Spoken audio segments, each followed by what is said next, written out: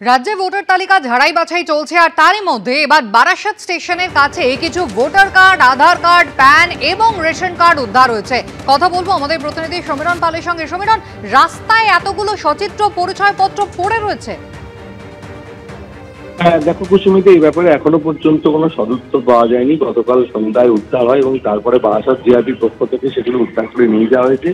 একেবারে Barasat junction station তার 5 নম্বর line লাগোয়া একটা জায়গা, যেখানে আবর্জনা স্তূপ থাকে।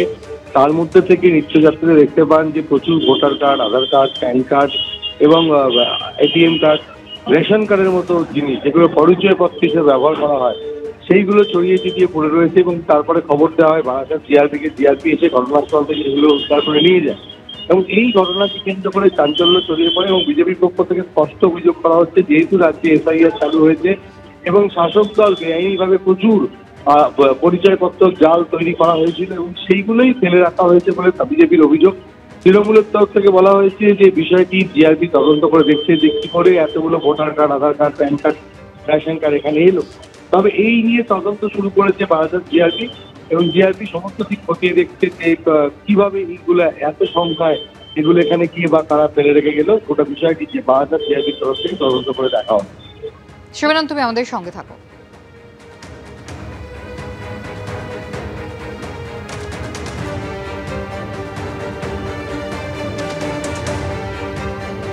অন্যদিকে কমিশনের করা ডোজের পরেই আমরা দেখতে পাচ্ছি মাত্র 4 দিনে মৃত্যুহীন বুথের সংখ্যা নেমে দাঁড়ালো মাত্র 7টিতে। প্রথমে আমরা দেখেছিলাম যে 2208টি ছিল মৃত্যুহীন বুথের সংখ্যা, সেখান থেকে 480, তারপরে 29, আর কমিশনের রিপোর্ট চাইতে মৃত্যুহীন বুথের সংখ্যা এবারে নামলো মাত্র 7টিতে।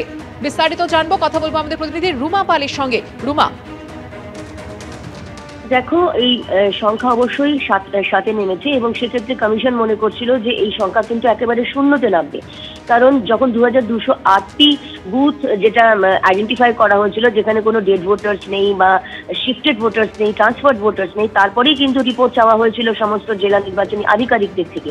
এবং সেক্ষেত্রে দেখা যাচ্ছে পরপর আমরা দেখতে পাচ্ছি 2208 থেকে 480 এবং 480 থেকে 29 এবং এখন কিন্তু সে সংখ্যা দাঁড়িয়েছে 7-এ। 7টি মাত্র বুথ রয়েছে যেখানে এই ধরনের পরিস্থিতি, যেখানে ডেড ভোটার্স নেই বা যেখানে শিফটেড ভোটার্স নেই বা ডুপ্লিকেট নেই বা অ্যাবসেন্টি নেই। জানিয়ে রাখি যে দক্ষিণ 24 পরগনা যেমন শীর্ষে ছিল, এখন দেখা যাচ্ছে শুধুমাত্র দক্ষিণ 24 পরগনাতে মাত্র একটি বুথ রয়েছে যেখানে এই ধরনের পরিস্থিতি। অন্যদিকে জলপাইগুড়িতে একটি বুথ, মালদাতে 2টি বুথ রয়েছে, হাওড়াতে একটি বুথ, পশ্চিম মেদিনীপুরে একটি এবং পুরুলিয়াতে একটি মাত্র বুথ, অর্থাৎ মাত্র 7টি বুথে। এবং যেহেতু প্রতিদিনই কিন্তু এই সংখ্যা কমছে, সেক্ষেত্রে কিভাবে কমছে? কারণ কমিশনের বক্তব্য ছিল এআই এর মাধ্যমে কিন্তু 2208টি বুথ তারা চিহ্নিত করেছিলেন যে এরকম ধরনের পরিস্থিতি যেখানে কোনো ডেড ভোটার্স নেই, এরকমটা হতে পারে না, এমনটাই মনে করছিল কমিশন। কিন্তু 2-3 দিনের মধ্যে দেখা যাচ্ছে এই সংখ্যা কমছে। এটা কি কারণে হচ্ছে? তাহলে কি এটা ত্রুটি ছিল, কোনো ভুল ছিল, নাকি ইচ্ছাকৃত ছিল? সেই সব প্রশ্নই কিন্তু কমিশনের কাছে রাখা হয়েছিল। যদিও কমিশন পুরো খোলাসা করে বলতে চাইনি, কিন্তু এটাও ঠিক কোথাও কোনো ভুল ছিল, এমন হতে পারে কোথাও। এবং তারপরেই আমরা দেখলাম যে লাফিয়ে মৃত্যুহীন বুথের সংখ্যা নামলো মাত্র 7টিতে। এবিপি আনন্দ, এগিয়ে থাকে, এগিয়ে রাখে।